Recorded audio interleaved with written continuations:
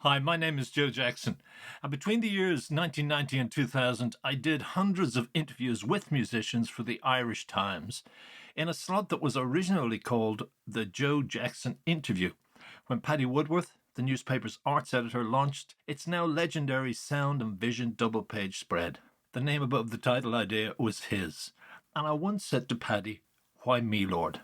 I was joking, though editors do like to be addressed that way. Paddy explained that he chose me primarily because we both believe that the arts should be central to political debate rather than relegated to the sidelines, and that as such, popular music, as an outgrowth of popular culture, could and should be explored from a socio political perspective.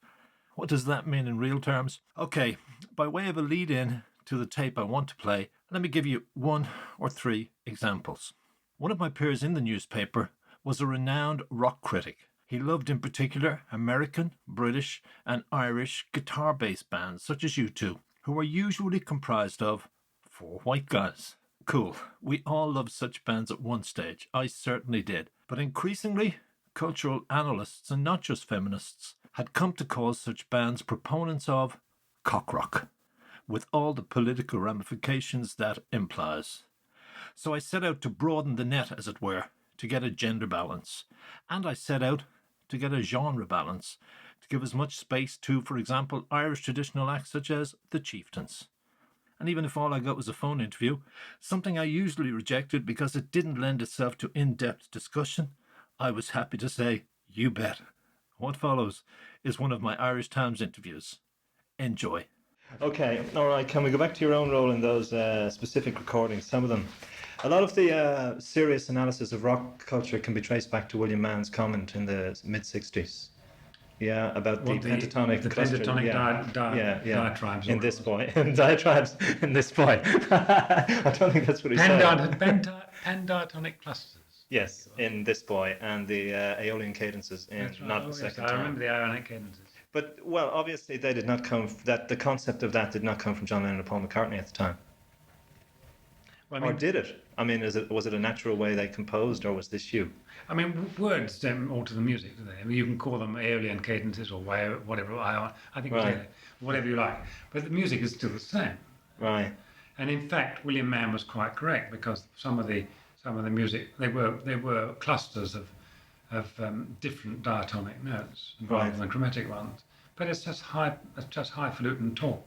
Right. The music was superb. But it was also a turning point in the analysis of rock music. I mean, from that point on, rock music, then maybe Sgt. Pepper more so, solidified that rock music was dissected, analysed as classical music had been, as high arts had been before that. I mean, did you think it warranted that? I think it does, because I think if you look back at all the music that was created from 1962 onwards until the Beatles stopped, it left us a great musical heritage, which is not just British, it's not just European, it's universal, it's world. You can go anywhere in this world and you will hear some of that music. And I can't think of any other writers who have quite such a universal appeal. And it is good music, it's good stuff. But did you always believe that? Or when you saw it being compared, I know you love Verdi, and that would be a strong basis, your love of classical music and your base in classical music. Go slow, because... Sorry, yeah, I'm rushing because we started late. You love classical music, you've written about Verdi. Was there ever a part of you that said something like Love Me Do or the early stuff was very primitive and you couldn't respond I to it? did say Love Me Do, and I still say Love Me Do is primitive. And I said to the boys, I was looking for a better song. During Love Me Do times, they showed me no instance they could be great songwriters. Right. P.S. I Love You and Love Me Do and One After 909 were the only kind of things they trotted along. Right. But they learned fast, and they were able to start writing, first of all, very catchy, very instant, likable pop songs from Please Please Me onwards. Please Believe Me, From Me to You, She Loves You, I Want to Hold Your Hand. But then they started developing their sense of construction and melody and lyrics, and they came up with things which have stood enormous test of time. I mean, Yesterday is now almost a cliche. Sure.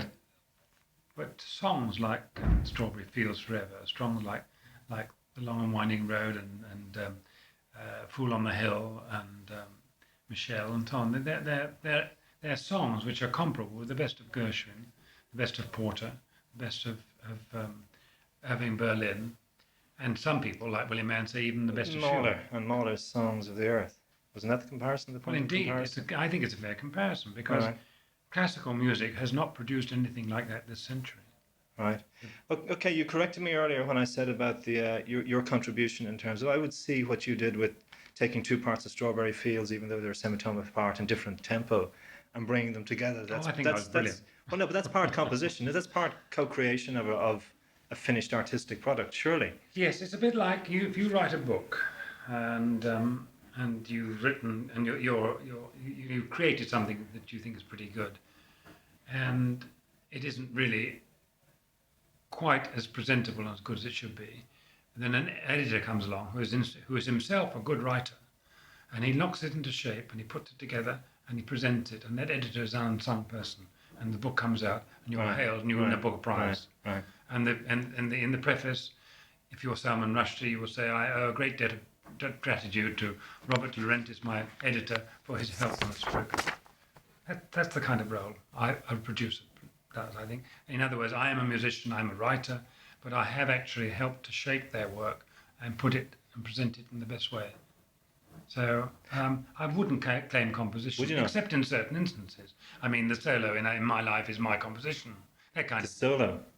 yeah, you know the little harpsichord thing. Right. Well, I wrote right. that. Sure. Okay. The guitar and piano solo, Michelle, is mine. right. Dom Right, diddle dim right. diddle dim bom. I wrote that. Right. I mean that's not fundamental. The songs are fundamental. Right. Okay. But when it gets to some of the tracks on, you know, the way the legendary story of you cutting up tapes and mixing sounds to capture John's visual imagery. I mean, surely that's not too far from the kind of conceptual art that people like Yoko Ono were involved with, No, creating music I'm that not way. denying that. I think Right. it's part of the producer's function, though, and it's. But do you feel you get full it is credit creative? for that? Yes. Do you feel you've always gotten full credit for that? I think I've had a lot of credit. Yeah. I've been Yeah. very. You don't happy. feel slighted. No, Right. I feel that the world has treated me very well in that respect because I do get a lot of recognition on it. I'm not, Right. Right. you know, we've just come back from Sweden. Giles was playing guitar in the orchestra for me, and he also acts as my PR link, which is very useful. But I'm not. I'm here behind somebody with the phone. Okay. No, it's all right. I'm sorry for that earlier. That's okay. But we were treated wonderfully. All right. Okay. And you know, people sort of, I get a bit embarrassed sometimes that people. The praise. But he said to me at the occasion, you know, all these songs was it. I feel I'm taking credit for all these songs and not my songs, even though they're his orchestration. Well, that's interesting. But you see, that's the point. I remember. You see, I'm one of those people from the '60s who didn't like the Beatles. I have to admit that. I was listening to other kind of music. But my father, when he heard Eleanor Rigby, he was a big fan of Verdi, and he would be a fan of Gordon Jenkins's orchestrations with Sinatra. And he said So to am I, by me, the way. okay, well, he said to me, and he would play me Riddle's orchestrations and make me listen to the way the singer's voice had been set in all these colours. And when he heard Eleanor Rigby, he said, the genius in that is George Martin. Now, that was his argument then, and I see points of, I think that's a very strong argument. And I think of producers who did Presley, like Sam Phillips. I mean, these people, Brian Eno with U2 at the moment. I mean, I do think the input is very much by rock critics, because they want to focus on the star, is minimised or played down, you know? I think I've had more attention Than most of those. Than most Right, people. right, I mean, for right. example, I think Nelson Riddle Right. was a great arranger for Sinatra, and he got quite a bit of attention from songs of swinging lovers onwards. That's true. Right. But Would they have influenced you? Would that kind of stuff have influenced you, apart from Songs think for all Swinging would have Cellars? Did you do influenced that? Yeah, Nelson Riddle certainly influenced No, me. Songs for Swinging Cellars. Was that your Peter Sellers? Oh yes, that's right. Well, indeed, songs of swinging cellars was built on that. Obviously, yeah, absolutely. So that was the kind of stuff the Beatles also gave you that. Did they give you your introduction to rock culture, rhythm and blues based music? Did you have to go out and listen to all that rhythm stuff? and blues, which I didn't know. Sure. Because I was a bit square. Right. So right. I am. Well, you originally were just looking out for the Tommy Steele you'd let slip. Which clip was that? When you first signed them, when they came in, you were looking for Elvis or Cliff, the next Elvis or Cliff, Well, weren't they you? said that Tommy Steele you let slip. Yeah, you were burned by that. We don't mention that, do we not? Well, I do actually, but I mean that's nothing to be proud of. Is it? Well, if you'd signed it, it wouldn't be anything to I be don't proud know of that. either. Looking back on it, He later got an award for it. For which? For letting Tommy Steele slip. Okay, I'll back that one up. What we said, Hi, Joe Jackson here again. And if you want to read the article that came out of that chat you just heard, check my website, joejacksoninterviewer.com. Also, if you'd like to be notified of shows that focus on hundreds more interviews like the one you just heard, why not subscribe to the Joe Jackson Interviews podcast? Either way, thank you for listening.